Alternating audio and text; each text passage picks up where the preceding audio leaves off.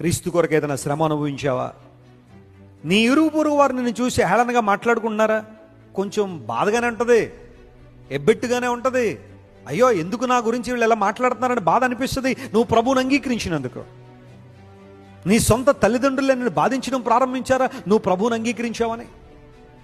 నా ఆస్తిలో చిల్లి గవ్వ ఇవ్వను అని వాదిస్తున్నారా? నీ తర్వాత తరాలను కూడా దేవుడు దీవిస్తాడు, ఆశీర్వదిస్తాడు. మీరేం కంగారు పడకండి. ప్రభువు కోసం మీరు ఏదైతే పోగొట్టుకున్నారో అది మీరు పోగొట్టుకున్నట్టు కాదు, 100 రెట్లు పొందుకున్నట్టే. దేవుని నామమున స్తోత్రం కలుగును గాక. You have a great reward in heaven. పరలోక రాజ్యంలో మీకు ఒక ధనము కూర్చుకోండి. ఆయన పెట్టిన ఒక్క సంతకం పరలోక రాజ్యంలో ఆయనకి చాలా ధనాన్ని సమకూర్చిపెట్టింది. భౌతికంగా బహుశా కొన్నిసార్లు మీలో బాధ ఉండొచ్చేమో, అన్ని కోట్ల రూపాయలు పోగొట్టుకున్నందుకు. ఎందుకు మా డాడీ ఆ పని చేశారనే బాధ నీలో ఉండొచ్చేమో, కానీ it's a great reward for you. బహుశా ఆ స్థాయిలో కాకపోయినా ఏదో ఒక స్థాయిలో ఏదో ఒక సందర్భంలో ప్రభు కోసం శ్రమ అనుభవిస్తున్నావా?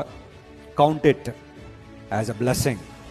దేవుని కొరకు అది గొప్ప ఆస్తిగా భావించు, దేవుని కొరకు గొప్ప ప్రివిలేజ్గా భావించు, ఆధిక్యతగా భావించు.